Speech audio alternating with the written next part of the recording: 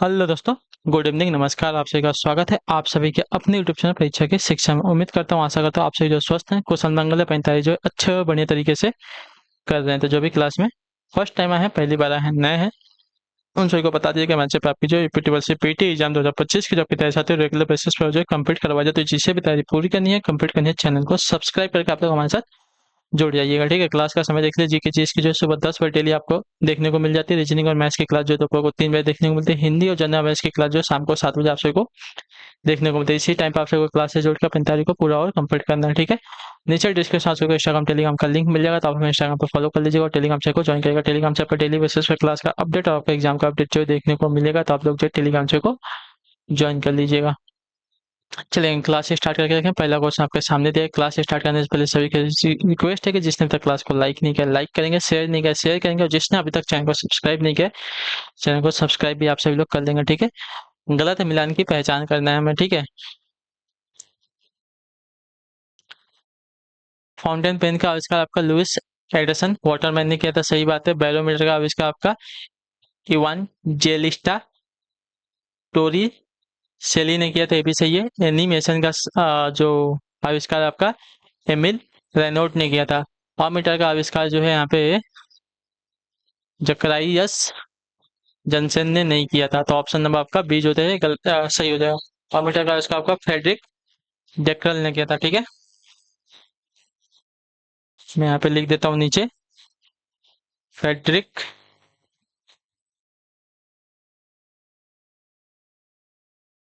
Drake Drexler ने किया है। ठीक है, कब किया था? 1884 में किया था, इतना याद रखिएगा।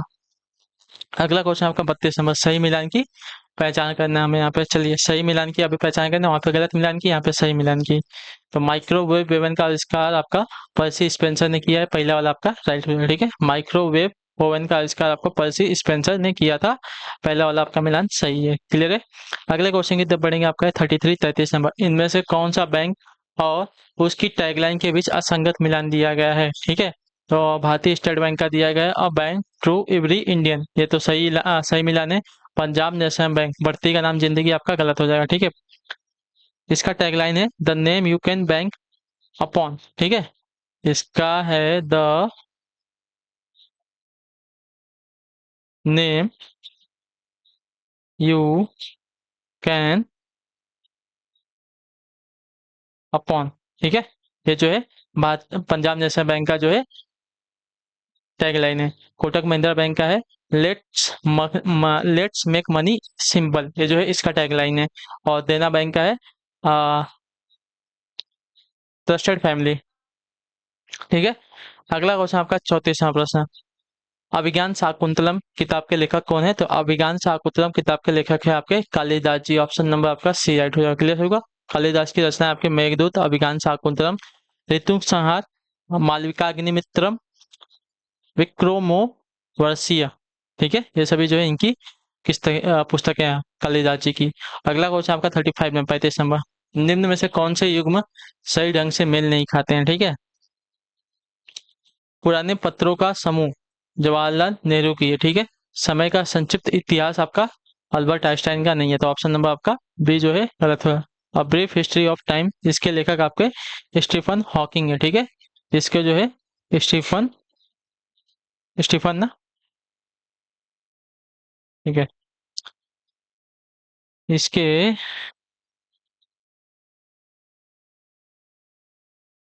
स्टीफन हॉकिंग से। ठीक है,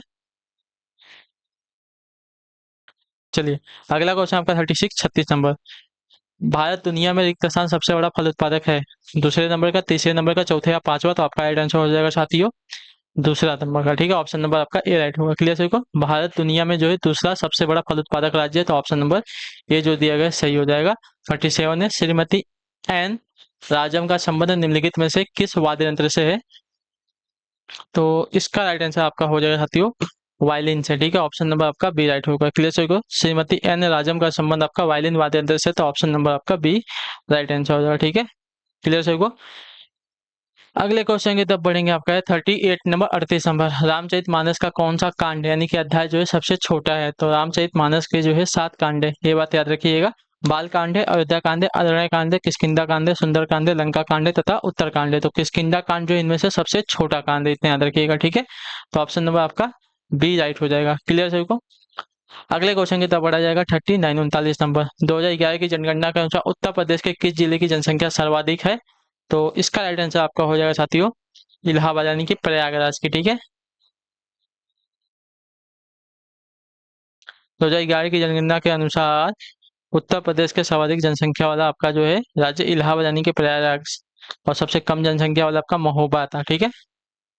अगला क्वेश्चन आपका है साथियों 40 नंबर। पोर्ट ब्लेयर रिक्त स्थान की राजधानी है किसकी? तो पोर्ट ब्लेयर की अगर बात की जाएगी तो पोर्ट ब्लेयर जो है आपका यहाँ पे राइट आंसर हो जाएगा साथियों अंडमान और निकोबार द्वीप समूह की, ठीक है। तो ऑप्शन नंबर आपका ए राइट होगा। क्लियर सभी को। दादर तथा नगर हवेली की आपकी सिलवासा है, ठीक है। इसकी जो है सिलवासा है। पुद्दुचेरी की आपकी पुद्दुचेरी है, ठीक है, राजधानी। और लक्षद्वीप की आपकी कवरत्ती है, ठीक है। चलिए 41वां प्रश्न आपका सामने दिए गए। विश्व जूनियर एथलेटिक्स में स्वर्ण जीतने वाली पहली भारतीय महिला कौन है, बताइए। विश्व जूनियर एथलेटिक्स में स्वर्ण जीतने वाली पहली भारतीय महिला कौन है? तो इसका राइट आंसर हो जाएगा हिमा दास। ऑप्शन नंबर आपका ए राइट होगा, ठीक है। 12 जुलाई 2018 को फिनलैंड में आयोजित की गई 4-20, ठीक है, 4-20 चैंपियनशिप यानी कि विश्व जूनियर एथलेटिक्स में 400 मीटर दौड़ स्पर्धा में हिमा दास ने स्वर्ण पदक जीता तथा ऐसा करने वाली वे प्रथम भारतीय महिला बनी है, ठीक है। अगला क्वेश्चन आपका 42 42 नंबर है। उत्तर देने की कोशिश करेंगे। निम्नलिखित में से कौन सा दुनिया में सबसे ज्यादा ऊंचाई वाला झरना है, ठीक है। निम्नलिखित में से कौन सा जो है दुनिया में सबसे ऊंचाई वाला झरना है? तो सबसे ऊंचाई वाला झरना आपका जो दिया गया यहाँ पे एंजिल है। तो ऑप्शन नंबर आपका डी राइट होगा। क्लियर होगा इसके बारे में। एंजिल जलप्रपात जो है सबसे ऊंचाई वाला झरना है यहाँ पे, ठीक है। इसकी ऊंचाई की अगर बात करें तो 979 है।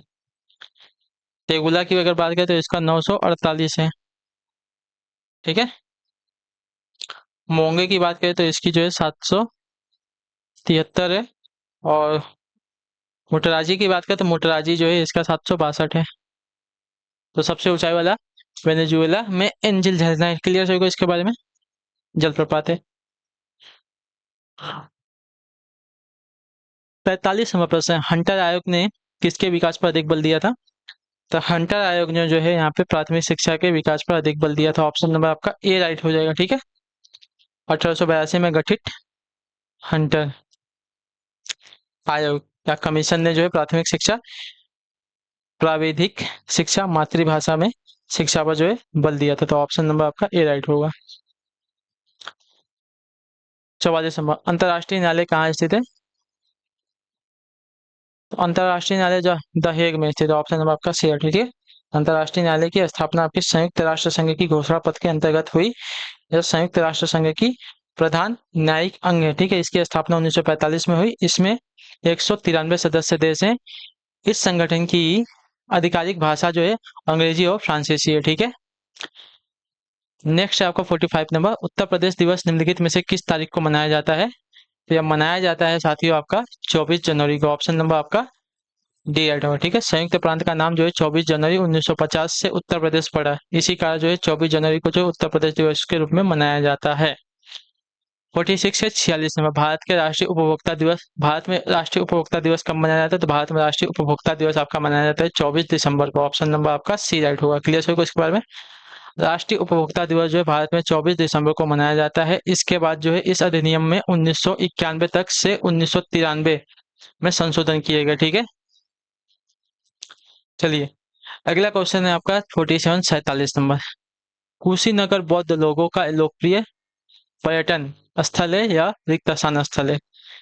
तो एक ऐसा स्थल है तो यह जो है रामभर स्तूप है यहाँ पर, इसके वजह से, ठीक है। कुशीनगर स्थित रामभर स्तूप जो है महापरिनिर्वाण मंदिर से लगभग जो है 1.5 किलोमीटर की दूरी पर है, ठीक है। मान्यता है कि यह मंदिर उसी जगह बना है जहाँ भगवान बुद्ध को दफनाया गया था। जबकि मूल ग्रंथ कुटी विहार सारनाथ स्थित प्रसिद्ध बौद्ध स्थल है, ठीक है।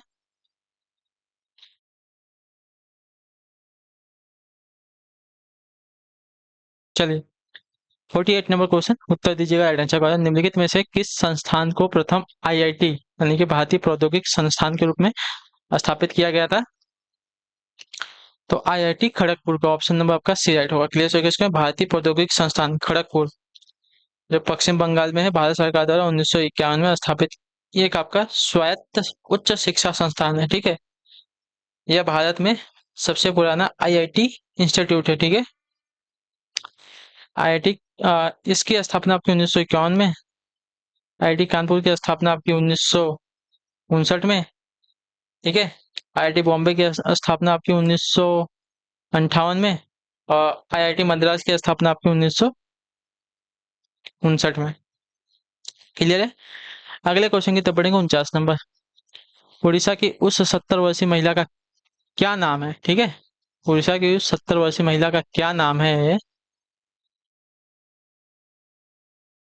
ठीक है, उड़ीसा की उस 70 वर्षीय महिला का क्या नाम है जिसे जीवन भर सैकड़ों प्रकार के धान बीजों के संरक्षण के कार्य के लिए पद्मश्री पुरस्कार से सम्मानित किया गया था? तो उनका नाम है कमला पुजारी। ठीक है, ऑप्शन नंबर आपका बी राइट होगा। क्लियर है क्वेश्चन। उड़ीसा के कोरापुट जिले में आदिवासी बहुल गांव की निवासी कमला पुजारी को जो है 70 वर्ष की उम्र में पद्मश्री से सम्मानित किया गया। कमला पुजारी जीवन भर जो है सैकड़ों प्रकार के धान के बीजों के संरक्षण के कार्य के लिए पद्मश्री पुरस्कार से सम्मानित किया गया इनको। 50 नंबर क्वेश्चन, निम्नलिखित पुरस्कारों में से कौन सा पुरस्कार जो है नॉर्वे के राजा द्वारा प्रस्तुत किया गया है और अक्सर इसे गणित का नोबेल पुरस्कार कहा जाता है? तो यह जो है आपका है एबल प्राइज। ठीक है, ऑप्शन नंबर आपका बी राइट होगा। ठीक है, एबल पुरस्कार की स्थापना आपकी नॉर्वेजियन गणितज्ञ सोफले द्वारा 1899 में प्रस्तावित की गई थी। ठीक है, अल्फ्रेड नोबेल की वार्षिक पुरस्कार की योजना में गणित पुरस्कार शामिल नहीं था। 1902 में स्वीडन और नॉर्वे के राजा ऑस्कर द्वितीय ने नॉर्वे पुरस्कार के पूरक के लिए गणित पुरस्कार देने की इच्छा व्यक्त की, लेकिन चलिए क्लियर सभी को। तो इसी के साथ जो आपकी क्लास आगे बढ़ेंगे। अगला क्वेश्चन आपका साथियों 76 नंबर, निम्नलिखित में से वृक्ष का प्राचीन शब्द नहीं है कौन सा? तरु, विटप, पेड़, मंजरी। तो इसमें से जो है कौन सा जो है वृक्ष का प्राचीन नहीं है? तो वृक्ष का प्राचीन जो दिया गया है यहाँ पे मंजरी नहीं है। ठीक है, ऑप्शन नंबर आपका डी राइट होगा। ठीक है, वृक्ष का प्राचीन पेड़, विटप एवं तरु आदि होता है। मंजरी जो है वृक्ष का प्राचीन नहीं है, या फूल का प्राचीन होता है।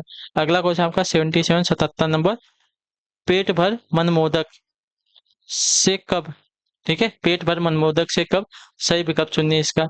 तो इसका सही विकल्प आपका हो जाएगा केवल सोचते रहने से किसी काम में सफलता नहीं मिलती। ठीक है, पेट भर मनमोदक से कब का अर्थ हो जाएगा केवल सोचते रहने से किसी काम में सफलता न मिलना। वाक्य प्रयोग देखें, जो भी काम करना है वो कर लो, सोचने से कोई काम नहीं बना है, क्योंकि पेट भर मनमोदक से कब पेट भरेगा। ठीक है, अगला क्वेश्चन आपका साथी 78 नंबर, शब्द के सही रूप का चयन करना है।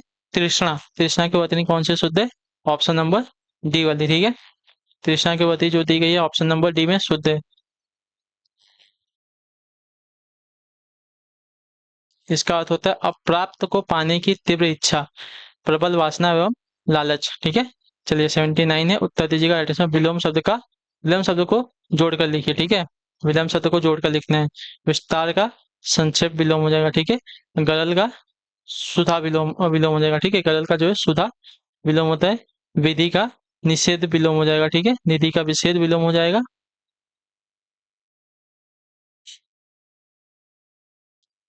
उत्थान का पतन विलोम हो जाएगा। ठीक है, क्लियर है। इसका स्क्रीनशॉट लेंगे।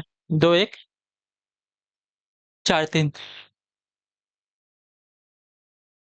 चलिए 80 नंबर से दिए गए वाक्यांश के लिए उचित शब्द का चयन कीजिए जिसका वर्णन न हो सके।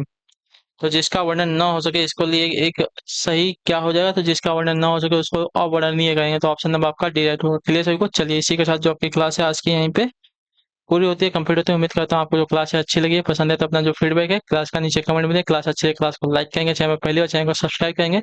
हम आपसे मिलते हैं आपकी अगली क्लास में, तब तक के लिए टाटा बाय बाय, जय हिंद जय भारत। आपसे क्लास से जुड़ने के लिए बहुत बहुत ही धन्यवाद साथियों।